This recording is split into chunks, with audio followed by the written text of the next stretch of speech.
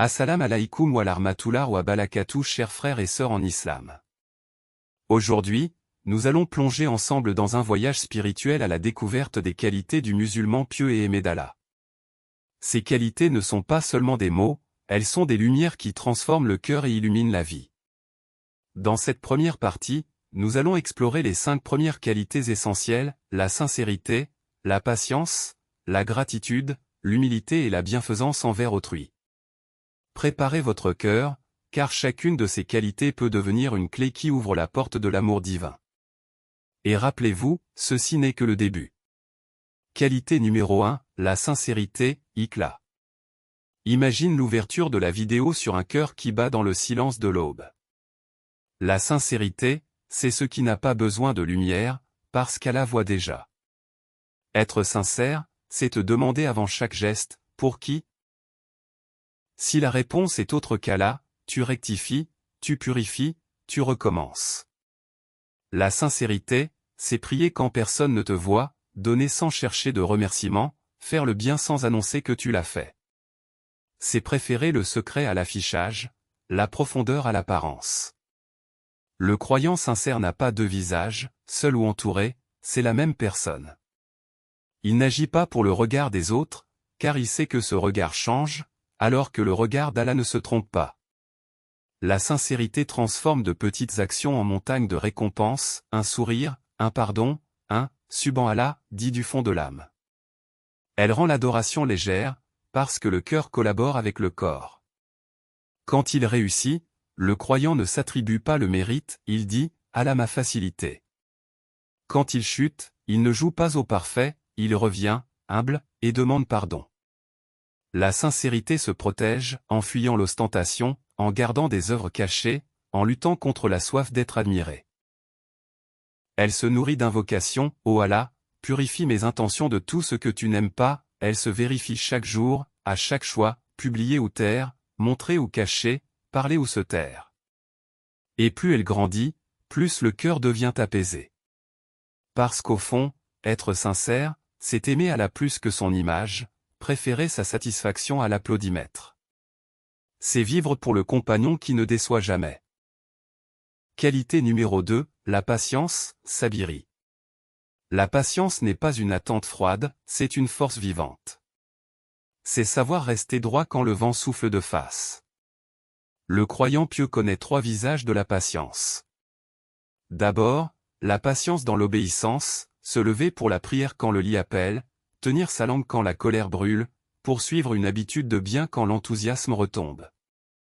Ensuite, la patience face aux interdits, détourner ses yeux, fermer des portes, renoncer à une facilité pour une dignité plus haute. Enfin, la patience dans l'épreuve, maladie, deuil, perte, injustice. Il peut pleurer, oui, mais sans se révolter. Son cœur répète, nous appartenons à Allah et c'est à lui que nous retournons. La patience n'annule pas la douleur, elle lui donne un sens. Elle t'apprend à respirer au milieu des vagues, à attendre la délivrance en te tenant à la promesse. Elle se construit par de petits exercices quotidiens. Finir ce que tu commences, accepter un retard sans te briser, répondre avec douceur à une provocation, persévérer quand personne n'encourage. La patience n'est pas lenteur, c'est constance. Elle fait de toi une montagne que les tempêtes peuvent fouetter sans déplacer. Allah aime les endurants, et il est avec eux. La patience te protège de l'impatience qui gâche, de la colère qui détruit, du désespoir qui paralyse. Elle te fait choisir l'éternité contre l'instant. Et, chose étrange, plus tu patientes, plus tu découvres que les délais d'Allah sont des préparations, ils ne te privent pas, ils te forment. Le sabiri, c'est la dignité dans l'attente et la noblesse dans l'effort. Qualité numéro 3, la gratitude, shukr. La gratitude n'est pas seulement un « merci », c'est une façon de regarder la vie. Elle commence le matin, tu ouvres les yeux, tu respires, tu te lèves, autant de bienfaits invisibles devenus évidents. Le croyant pieux recense ses cadeaux.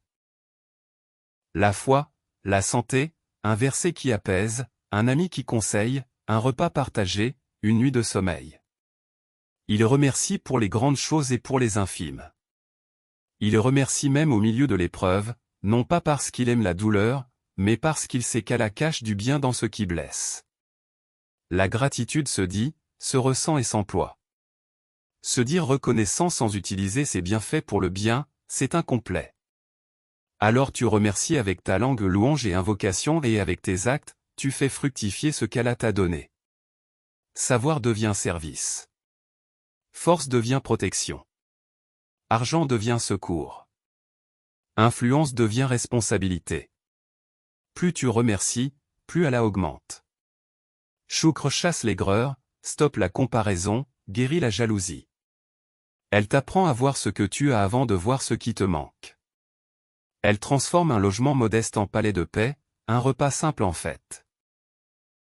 Concrètement, pratique 3 habitudes, note chaque soir 3 bienfaits du jour, dis « Alhamdoulilah » à haute voix pour l'entendre avec ton cœur, et offre un service par gratitude, un appel, une visite, une aumône en disant « Ceci, c'est parce que tu m'as comblé ». La gratitude ne te rend pas naïf, elle te rend lucide sur la générosité divine. Elle ouvre la porte à de nouvelles faveurs et verrouille le cœur contre l'ingratitude qui assombrit tout. Le choukr, c'est voir la main d'Allah partout. Qualité numéro 4, l'humilité, tawadou. L'humilité n'est pas se rabaisser, c'est s'ajuster à la vérité, Allah est grand, et nous sommes ses serviteurs. Elle met à l'abri de l'orgueil qui gâche les œuvres. Le croyant humble marche doucement, parle avec mesure, écoute longuement. Il ne confond pas confiance et arrogance. Il sait d'où il vient une goutte et où il va une tombe, alors il choisit la douceur. Quand il apprend, il ne méprise pas celui qui sait moins. Il se souvient qu'il ignorait hier. Quand il conseille, il ne humilie pas, il vise la réforme, pas la victoire d'ego. Quand il réussit, il ne s'enivre pas, il voit la main d'Allah dans chaque facilité. L'humilité ne signifie pas se taire devant le faux, elle signifie défendre le vrai sans se glorifier. Elle ne nie pas les talents, elle les convertit en service. Concrètement, laisse les autres parler sans les interrompre, reconnais rapidement tes fautes, remercie pour chaque critique utile, et refuse les honneurs qui t'éloignent d'Allah. Choisis des places simples, garde des œuvres cachées, visite ceux que l'on oublie. L'humilité attire les cœurs, on se sent en sécurité auprès de quelqu'un qui ne cherche pas à dominer. Et Allah élève celui qui s'abaisse pour lui. Le tawadu est une lumière discrète, elle ne brille pas pour être vue, mais elle éclaire la route. Elle te protège de la comparaison, du besoin d'avoir raison, de la dureté dans la parole. C'est la noblesse silencieuse du serviteur qui sait qui il est, rien sans Allah, fort par Allah. Qualité numéro 5, la bienfaisance envers autrui, ihsan. L'ihsan, c'est la foi qui a des mains et un visage. C'est adorer Allah comme si tu le voyais, et traiter les gens comme tu aimerais être traité. Le jour où tu le verras, le musulman pieux est utile, chez lui, au travail, dans sa rue. Il commence par les proches, présence, écoute, gentillesse avant les grands discours. Puis il élargit, voisins, collègues, inconnus. Il choisit des mots qui soignent, pas qui blessent, des gestes qui allègent, pas qui alourdissent. L'ihsan, c'est pardonner quand on pourrait se venger, donner quand on pourrait garder, excuser quand on pourrait accuser. Ce n'est pas faiblesse, c'est maîtrise. Parfois, la bienfaisance, c'est offrir une opportunité, d'autres fois, c'est poser une limite saine. Elle sait dire « non » sans haine, et « oui » sans calcul. Concrètement. Salue largement, réponds aux messages oubliés, rends un service sans publicité, mets de côté une part d'aumône régulière, visite un malade, console un cœur, défends un absent. Cherche chaque jour une action d'ihsan, invisible, que seul Allah connaît. Et quand tu n'as rien, offre un sourire, une doua, un silence qui évite un conflit. L'ihsan transforme la société, une maison devient paisible, une équipe devient juste, une mosquée devient accueillante. C'est la signature des gens qu'Allah aime, ils ressemblent à des arbres, enracinés dans la foi, donnant de l'ombre même à ceux qui leur jettent des pierres. Fais de ta présence un soulagement. Fais de ton passage un bien. Et laisse Allah écrire, sur des pages que tu ne vois pas, la récompense de tout ce que tu as semé. Voilà, nous venons de découvrir ensemble les 5 premières qualités du musulman pieux et aimé d'Allah. 5 trésors spirituels qui, s'ils sont vécus sincèrement, rapprochent le serviteur de son Créateur. Mais le chemin ne s'arrête pas ici. Dans la deuxième partie, que je publierai très bientôt, nous continuerons ce voyage avec 5 autres qualités, toutes aussi profondes et essentielles pour qui veut gagner l'amour d'Allah. Alors restez connectés, abonnez-vous si ce n'est pas déjà fait, et préparez-vous à recevoir la suite de cette série. Que Allah purifie nos cœurs et nous aide à incarner ses qualités dans notre quotidien. À très bientôt pour la partie 2.